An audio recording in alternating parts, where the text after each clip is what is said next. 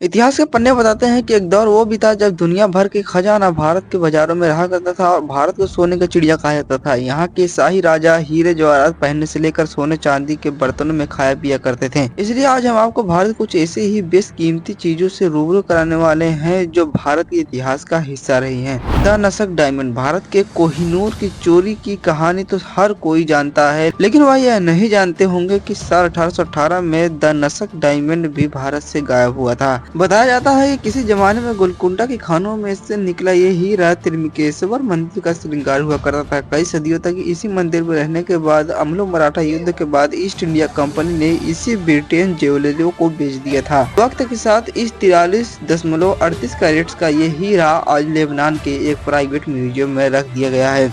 Amravati marbles. Britain museum में सजी ये खूबसूरत 120 गजर बौद्ध धर्म में यह खास महत्वपूर्ण है क्योंकि ये शिलालेख भव्य स्तूप का हिस्सा हुआ करते थे। 1845 में पहली बार इन स्तूप की खुदाई के दौरान खोजा गया था। आज ये खूबसूरत मार्बल्स लंदन के म्यूजियम में रखे गए हैं। थ्रोन ऑफ राजा रंजीत सिंह। अफसोस की बात है कि जिस सिंहासन पर महाराजा रंजीत सिंह बड़ी शान से बैठते थे वो भी आज भारत से दूर अंग्रेजों के म्यूजियम में पड़ा है। सन 1849 में अंग्रेजों ने इस सोने से बने सिंहासन पर कब्जा कर लिया और इसे ब्रिटेन भेज दिया। सुल्तानगंज बुद्धा। 500 किलो वजनी इस मूर्ति को शायद आप पहली बार देख रहे हो, लेकिन ये स्ट्रक्चर सुल्तानगंज बुद्धा का है जो 1861 ईस्वी में भागलपुर के सुल्तानगंज से पाया गया था। इसे एक रेलवे इंजीनियर ने 200 पाउंड में एक ब्रिटिश को बेच दिया था और इसी तरह से भारत का ये नायाब स्ट्रक्चर भी दूसरे देश पहुंच गया। आज के हमें ब्रेगमेल के म्यूजियम में रखा हुआ मिलता है। टीपू सुल्तान रिंग। छोटा कद लेकिन तलवारबाजी में ऊंची पकड़ रखने वाले बादशाह टीपू सुल्तान का नाम आज भी इतिहास के पन्नों में अमर है।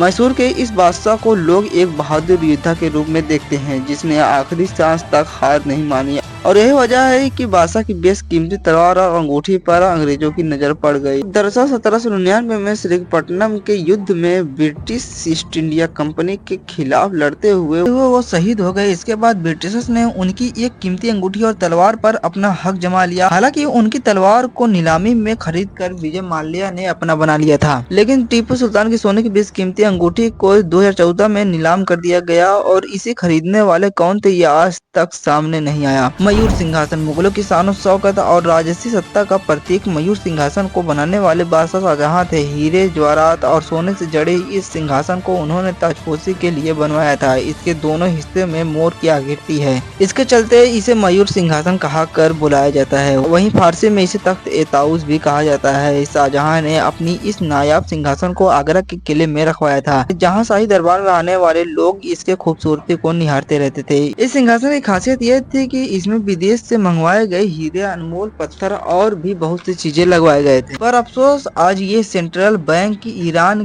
के नेशनल ट्रेजर का हिस्सा है। दरअसल 1739 में नादिर शाह ने दिल्ली पर आक्रमण किया और मयूर सिंहासन को अपने साथ ईरान ले चला गया। यह जानकारी आपको कैसा लगा कमेंट करके जरूर बताइएगा।